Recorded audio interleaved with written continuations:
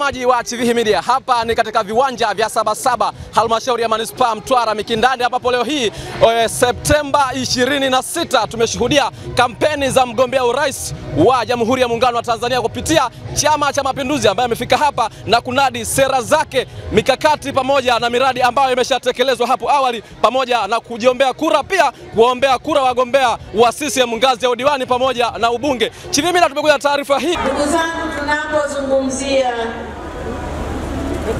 mafanikio katika kipindi cha miaka mitano iliyopita,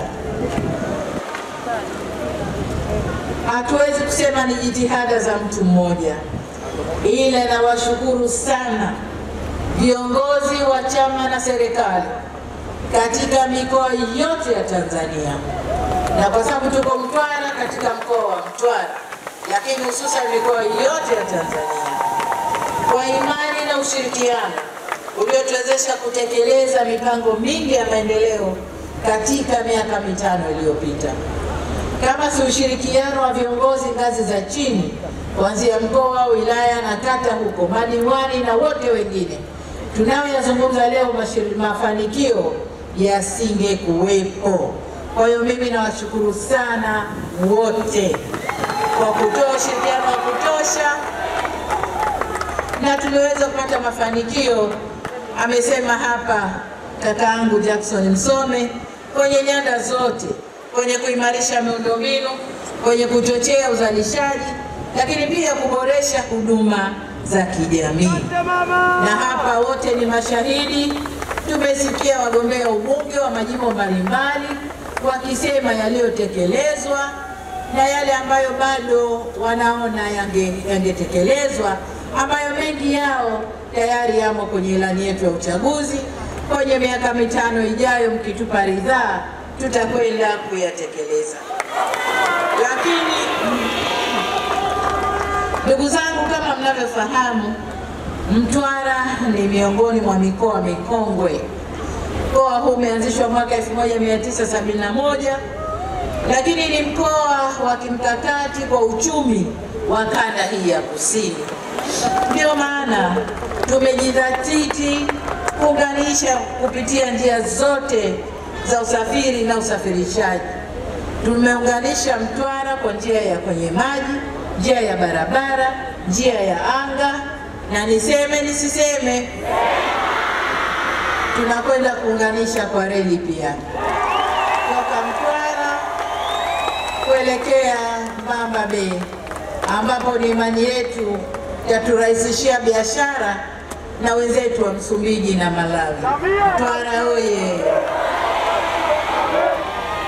Ndugu zangu, katika kipindi hiki miaka mitano iliyopita, fedha nyingi imeshushwa huku Mtwara, lakini kati ya hizo ni fedha karibu bilioni 400 na zimekuja kukamilisha ujenzi wa kilomita 200 za lami, barabara ya Mtwara Mingoyo Mnazi Mmoja na Mingoyo Masasi.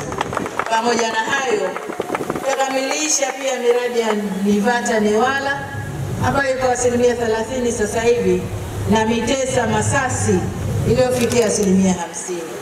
Na katika kuboresha zaidi mawasiliano, tutaendelea kuwezesha TARURA na TANROADS kuendelea na maboresho ya barabara, ikiwemo barabara za ndani zinazounganisha mkoa au wilaya na makao makuu ya mkoa. Sasa hapa kuna barabara zitakazojengwa ziweze kupitika kwa mwaka mzima, na kule kuna zile ambazo zitajengwa kwa lami.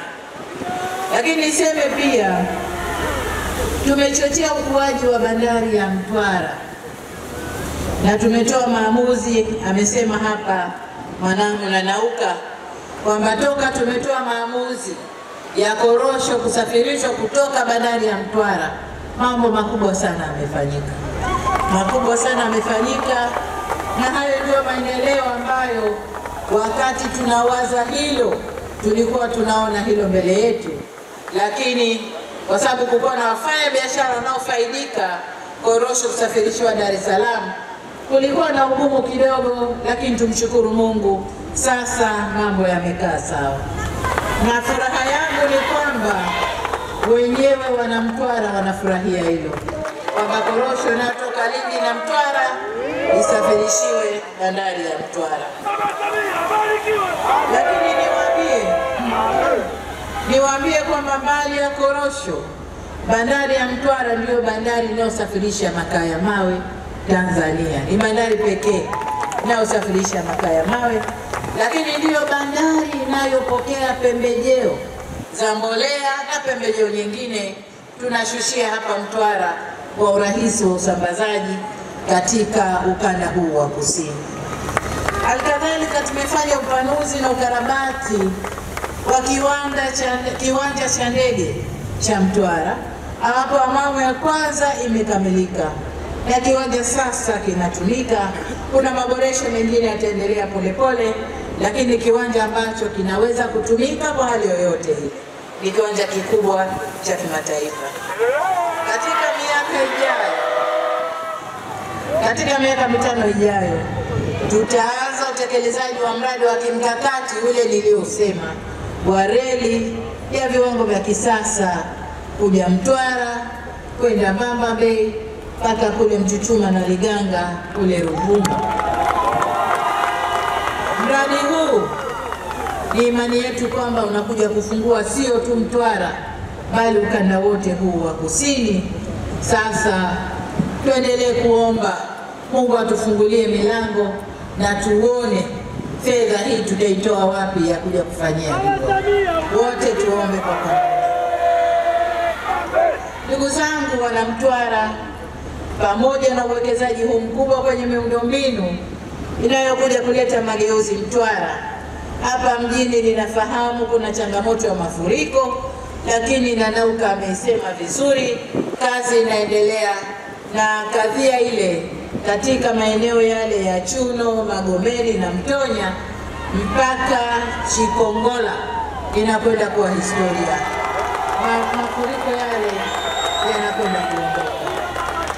Vile vile tutakamilisha mradi wa umeme utakaounganisha mikoa ya Mtwara na Lindi kwenye gridi ya taifa kutokea Songea, Tunduru mpaka Masasi, na tutajenga vituo vya kupozea umeme pale Tunduru, lakini chengine pale Masasi, ili kuhakikisha Mtwara inakuwa na umeme wa kutosha, umeme usio katika unaopatikana masaa 24. Ndugu zangu wana Mtwara, kwa upande wa kilimo, mwaka 2021-2022 tulifanya maamuzi kuanza mfumo wa ruzuku za pembejeo katika zao la korosho. Tangu kipindi hicho salfa imekuwa ikitolewa bure na tumekuwa tukiongeza kila miaka inavyokwenda, na mmemsikia mgombea Premji hapa amesema kwa jimbo lake tu wanapokea sasa hivi karibu tani 30,000. Kwa hiyo tunaongeza, lakini nataka niwaambie serikali imefanya maamuzi haya, na kwa miaka 4 iliyopita toka tumeanza tumeshatumia bilioni 726 kugawa mbolea na pembejeo za ruzuku kote nchini, sio Mtwara peke yake, kote nchini, na tunatumia bilioni 152 kila mwaka, pesa ambayo ingetoka mfukoni kwa wakulima, lakini tumeibakisha mifukoni kwao. Serikali tunagawa kwa ruzuku nusu bei, lakini vitu vingine ni bure, kama salfa bure, dawa za wadudu bure, dawa ya blight bure. Kwa hiyo ndugu zangu, serikali inafanya hivyo kwa sababu tumedhamiria kukuza kilimo, kukuza uzalishaji wa korosho. Na kwa hakika uzalishaji tumeuona. Uzalishaji wa korosho umekuwa toka tani 118,811 mwaka 2020-2021 ambazo zilikuwa za thamani ya bilioni 265, na zimekuwa mpaka uzalishaji wa tani 330,505 zilizouzwa msimu uliopita 24-25, na shilingi trilioni 1 bilioni 900 zimeingia mikononi kwa watu, mikononi kwa wazalishaji wa korosho. Hii ni pesa nyingi sana ndugu zangu.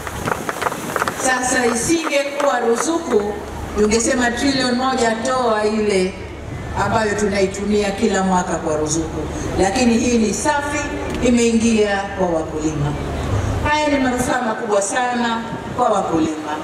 Isingekuwa ruzuku, basi uzalishaji ungeshuka na mapato kwa wakulima yangeshuka, kwa sababu tungezalisha vile vile tu. Nikiweza nanunua dawa na puliza, siwezi basi. Nikiweza naweka sijui nini, siwezi basi. Kwa uzalishaji unakuwa sio mkubwa. Kwa hiyo tutaendelea na huduma hizo ili kukuza uzalishaji. Kama mnavyofahamu, nchi yetu Tanzania ni ya pili kwa Afrika katika kuzalisha korosho. Wanaotupita ni nchi inaitwa Ivory Coast, wa pili ni sisi. Kwa hiyo tutaendelea kuweka jitihada ili twende sambamba na nchi hiyo ambayo sasa inaongoza. Mimi niseme hongereni sana wakulima, hongereni sana wakulima wa korosho kwa kuwapa heshima au kwa kuipa heshima nchi yetu. Jitihada hizi pamoja na za serikali na wakulima zimechangia kuongeza uzalishaji, sio tu kwenye korosho bali pia kwenye mbaazi na ufuta. Mwenyekiti wa chama amesema vizuri hapa.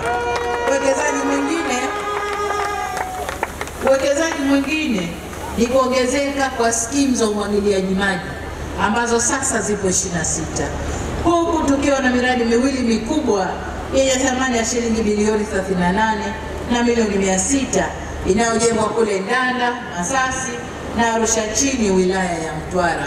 Hii ni miradi mikubwa na skimu kubwa ambazo tunaendelea kuzitekeleza.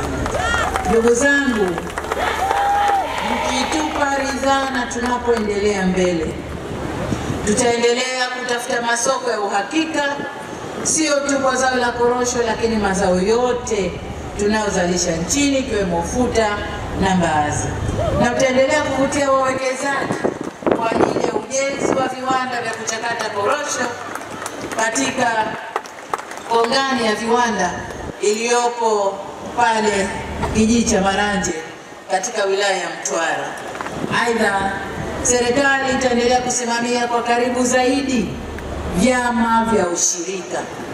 Tutavisimamia kwa karibu zaidi ili kuondoa ubadhirifu wa fedha za wanaushirika, lakini pia ucheleweshaji wa malipo kwa wakulima. Tutaendelea kusimamia vyama vya ushirika, tunavijenga viwe taasisi tunazoweza kuzitegemea katika uendeshaji wa kilimo chetu nchini. Katika hatua nyingine, kama mnavyojua, tumeanzisha benki ya ushirika ili iweze kutoa huduma bora kwa vyama vya ushirika na tupate huduma bora katika kuendeleza kilimo chetu. Ndugu zangu wa Mtwara, Mtwara oye! Nikiripoti kutokea hapa katika viwanja vya Sabasaba, halmashauri ya manispaa Mtwara Mikindani, mkoani Mtwara, Heri Abdalla, Chivihi Media.